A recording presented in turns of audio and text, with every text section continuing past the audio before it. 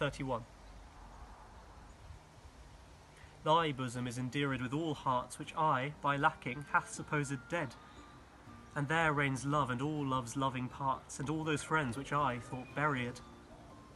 How many a holy and obsequious tear hath dear religious love stolen from mine eye, as interest of the dead, which now appear but things removed that hidden in there lie. Thou art the grave where buried love doth live, hung with the trophies of my lovers gone, who all their parts of me to thee did give. That due of many now is thine alone. Their images I loved I view in thee, and thou, all they, hast all the all of me. Sonnet number 32.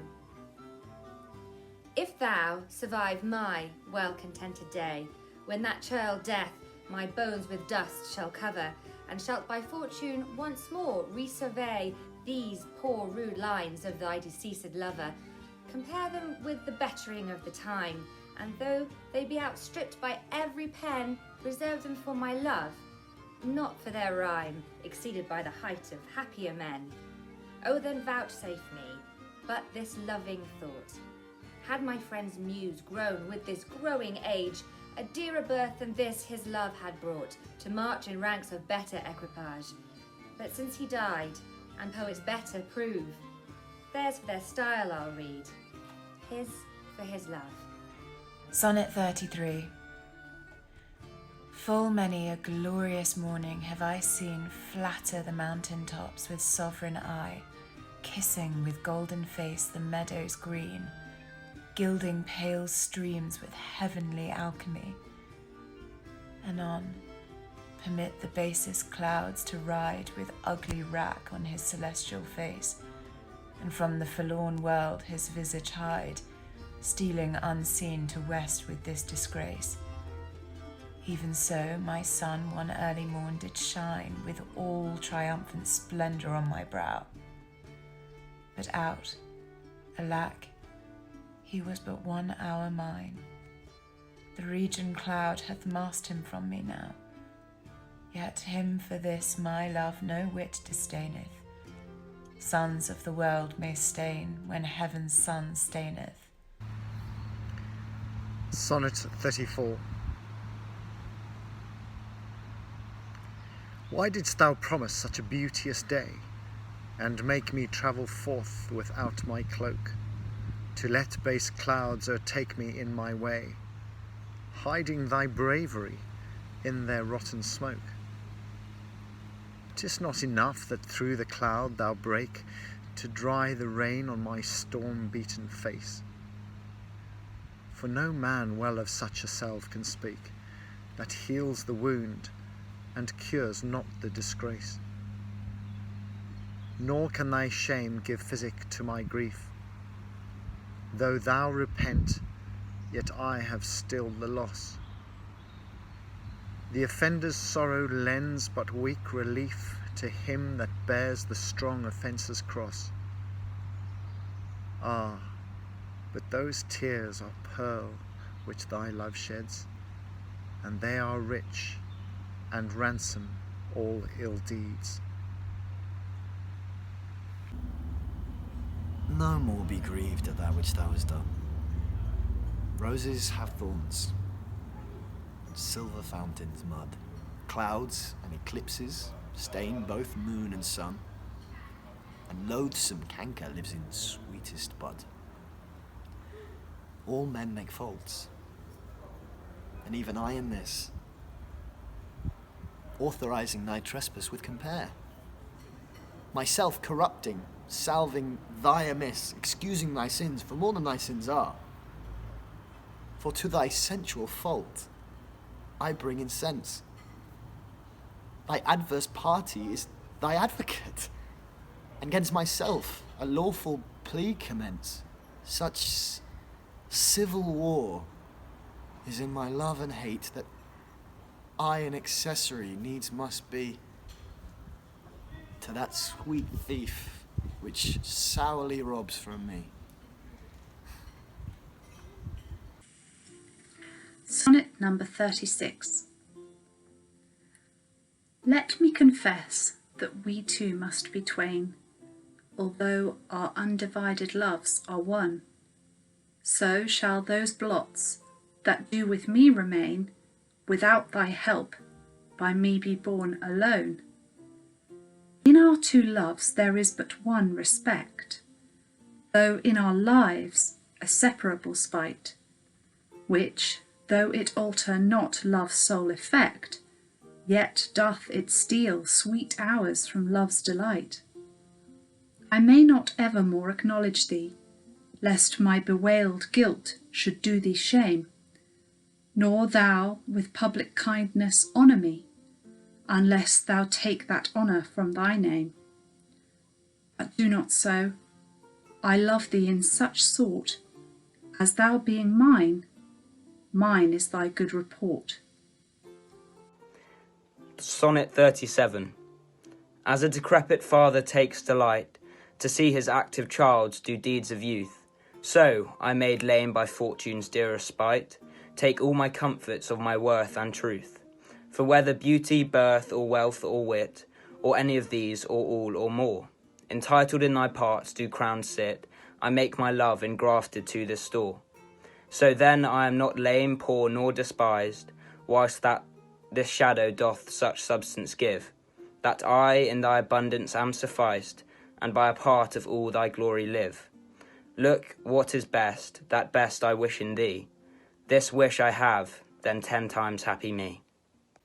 Sonnet 38. How can my muse want subject to invent while thou dost breathe, that pours into my verse thine own sweet argument, too excellent for every vulgar paper to rehearse? O give thyself the thanks if aught in me worthy perusal stand against thy sight.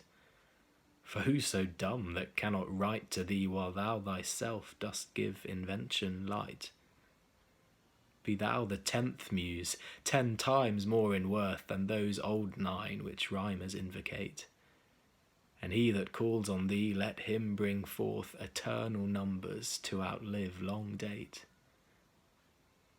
If my slight muse do please these curious days, the pain be mine, but thine shall be the praise. Sonnet 39. O how thy worth with manners may I sing, when thou art all the better part of me. What can mine own praise to mine own self bring? And what is but mine own when I praise thee? Even for this let us divided live, and our dear love lose name of single one, that by this separation I may give that due to thee, which thou deservest alone. O absence, what a torment wouldst thou prove, were it not thy sour leisure gave sweet leave, to entertain the time with thoughts of love, which time and thought so sweetly doth deceive, and that thou teachest how to make one twain, by praising him here, who doth hence remain. Sonnet 40.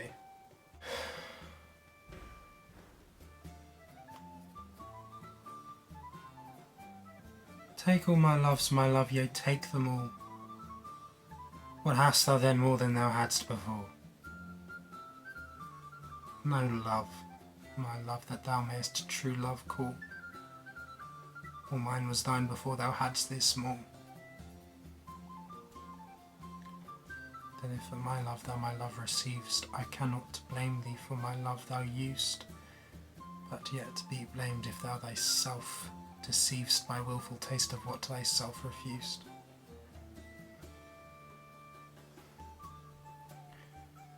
I do forgive thy robbery, gentle thief, although thou steal thee all my poverty. And yet love knows it is a greater grief to bear love's wrong than hate's known injury. lascivious grace in whom all ill will shows, kill me with spites. Yet we must not be foes. Sonnet 41.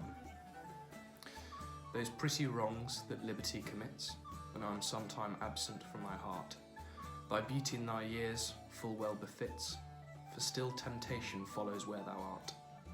Gentle thou art, and therefore to be won. Beauteous thou art, therefore to be assailed. And when a woman woos, what woman's son will sourly leave her till he have prevailed?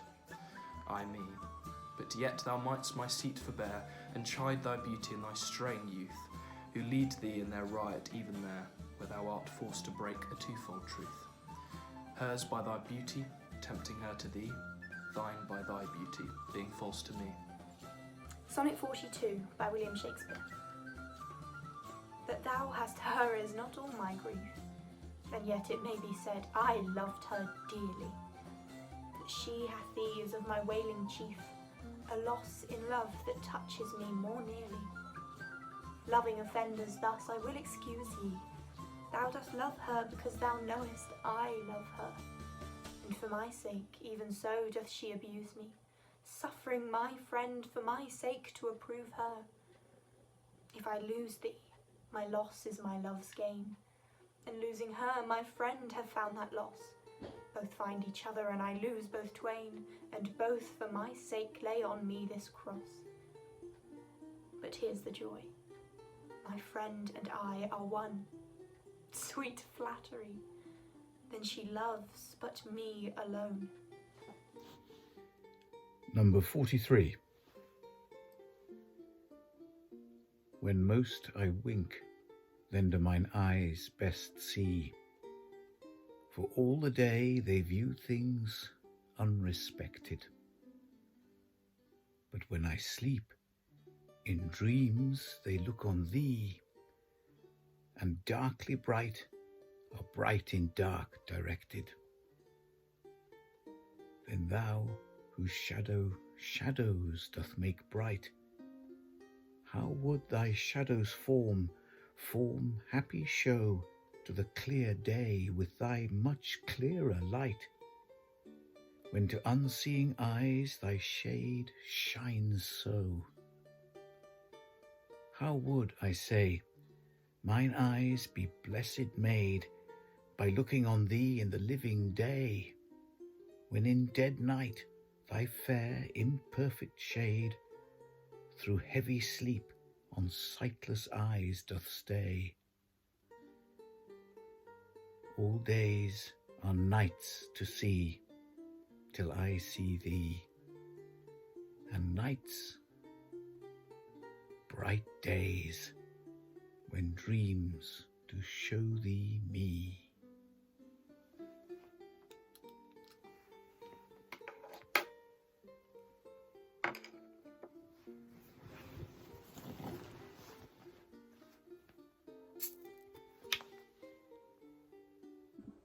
Sonnet 44. If the dull substance of my flesh were thought, injurious distance should not stop my way. For then, despite of space, I would be brought for limits far remote where thou dost stay. No matter then, although my foot did stand upon the farthest earth removed from thee, for nimble thought can jump both sea and land as soon as think the place where he would be. But, thought kills me that I am not thought, to leap large lengths of miles when thou art gone, but that so much of earth and water wrought, I must attend time's leisure with my moan, receiving naught by elements so slow, but heavy tears, badges of either's woe. This is sonnet number 45. The other two, slight air and purging fire, are both with thee wherever I abide. The first my thought, the other my desire. These present absent with swift motion slide. For when these quicker elements are gone in tender embassy of love to thee, My life, being made of four, with two alone sinks down to death, oppressed with melancholy. Until life's composition be recurred by those swift messengers returned from thee, who even but now come back again, assured of thy fair health, recounting it to me. This told, I joy, but then, no longer glad, I send them back again, and straight grow sad. Sonnet 46. Mine eye and heart are at a mortal war, how to divide the conquest of thy sight. Mine eye, my heart, thy picture's sight would bar. My heart, mine eye, the freedom of that right. My heart doth plead that thou in him dost lie. A closet, never pierced with crystal eyes. But the defendant doth that plea deny, and says in him thy fair appearance lies. To find this title is empanelled a quest of thoughts, all tenants to the heart, and by their verdict is determined the clear eye's moiety and the dear heart's part, as thus. Mine eye's due is thy outward part, and my heart's right, thy inward love of heart. Sonnet 47. Twixt mine eye and heart a league is took, and each doth good turns now unto the other.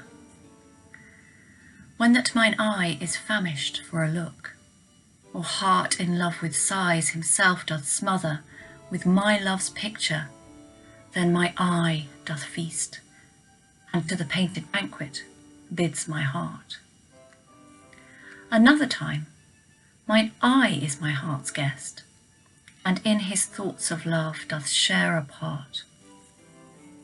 So, either by thy picture, or my love, thyself away, art present still with me. For thou, not further than my thoughts canst move, and I am still with them, and they with thee.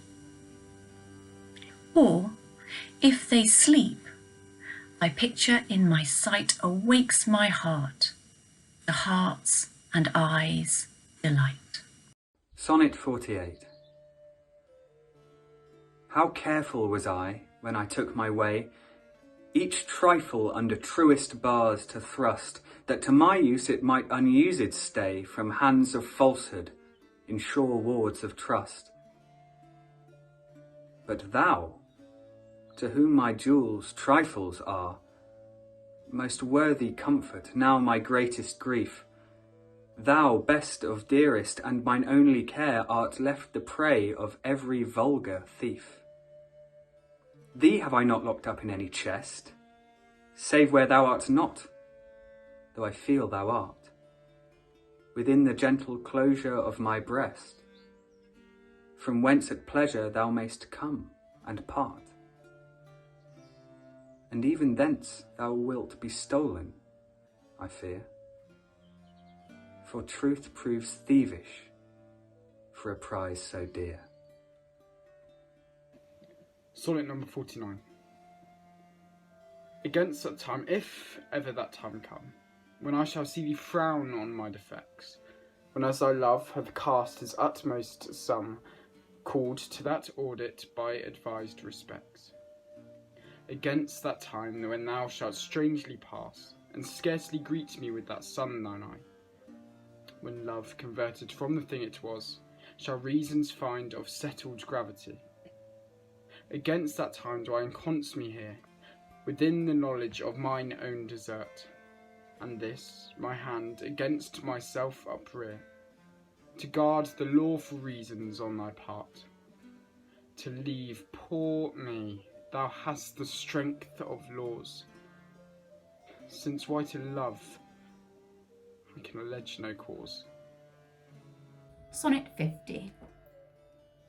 How heavy do I journey on the way, when what I seek my weary travel's end, doth teach that ease and that repose to say, thus far the miles are measured from thy friend.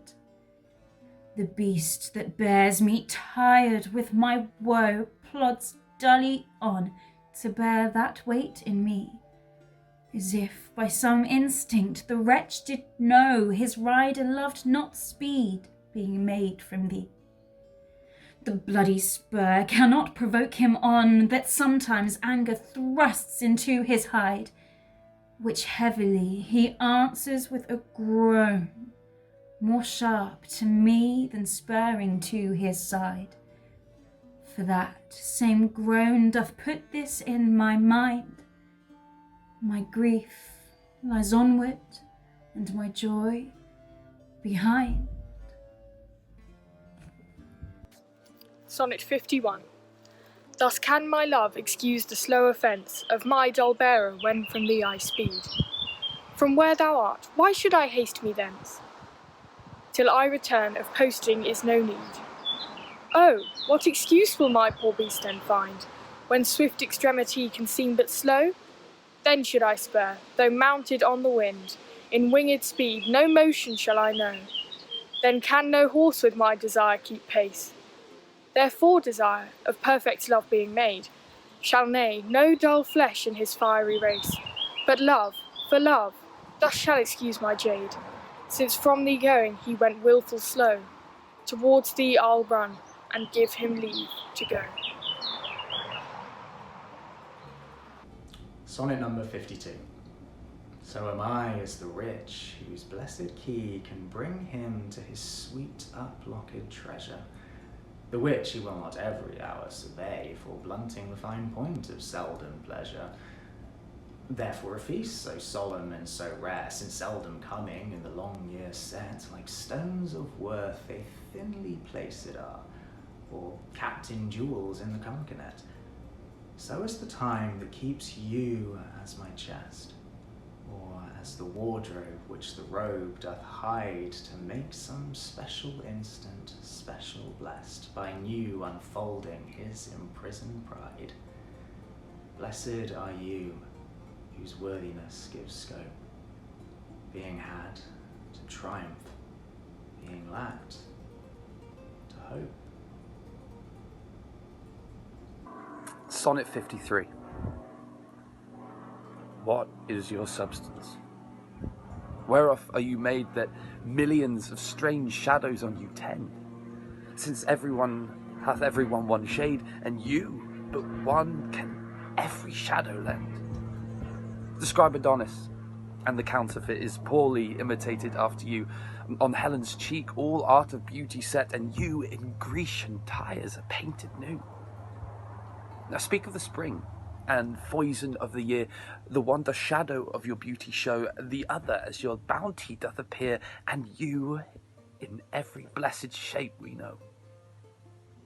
In all external grace you have some part, but you like none you, for constant heart. Sonnet 54. Oh, how much more doth beauty beauteous seem by that sweet ornament which truth doth give. The rose looks fair, but fairer we it deem for that sweet odour which doth in it live. The canker blooms have full as deep a dye as the perfumed tincture of the roses, hang on such thorns, and play as wantonly, when summer's breath their masked buds discloses. But for their virtue only is their show. They live unwooed and unrespected fade, die to themselves. Sweet roses do not so, of their sweet deaths are sweetest odours made. And so of you, beauteous and lovely youth, when that shall fade, my verse distills your truth. Sonnet 55. Not marble nor the gilded monuments of princes shall outlive this powerful rhyme, but you shall shine more bright in these contents than unswept stone besmeared with sluttish time. When wasteful war shall statues overturn, and broils root out the work of masonry, Nor Mars his sword, nor war's quick fire shall burn the living record of your memory. 'Gainst death and all oblivious enmity shall you pace forth. Your praise shall still find room even in the eyes of all posterity that wear this world out to the ending doom. So, till the judgment that yourself arise, you live in this, and dwell in lovers' eyes. Sonnet 56. Sweet love, renew thy force. Be it not said thy edge should blunter be than appetite, which but today by feeding is allayed, tomorrow sharpened in his former might. So love, be thou, although today thou fill thy hungry eyes, even till they wink with fullness. Tomorrow see again, and do not kill the spirit of love with a perpetual dullness. Let this sad interim like the ocean be which parts the shore, where two contracted new come daily to the banks, that when they see return of love, more blessed may be the view, as called it winter, which being full of care makes summers welcome, thrice more wished, more rare. Sonnet 57. Being your slave, what should I do but tend upon the hours and times of your desire? I have no precious time at all to spend, nor services to do till you require. Nor dare I chide the world without end hour, whilst I, my sovereign, watch the clocks for you. Nor think the bitterness of absence sour, when you have bid your servants once adieu. Nor dare I question with my jealous thought where you may be or your affairs suppose, but like a sad slave, stay and think of naught, save where you are how happy you make those. So true a fool is love, that in your will, though you do anything, he thinks no ill. Sonnet number 58. That God forbid that first made me your slave, I should in thought control your times of pleasure, or at your hand the account of hours to crave, being your vassal, bound to stay your leisure.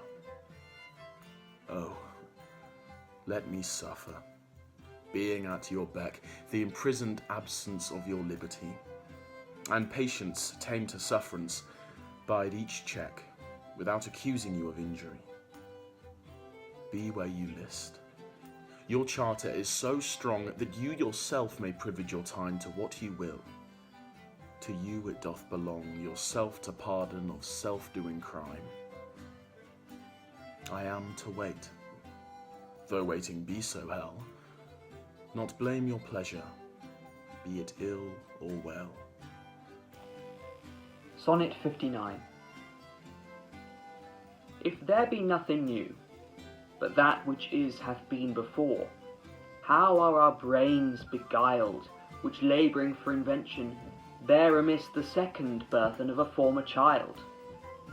Oh, that record could with a backward look, even of 500 courses of the sun, show me your image in some ancient book, since mind at first in character was done, that I might see what the old world could say to this composed wonder of your frame, whether we are mended, or where better they, or whether revolution be the same.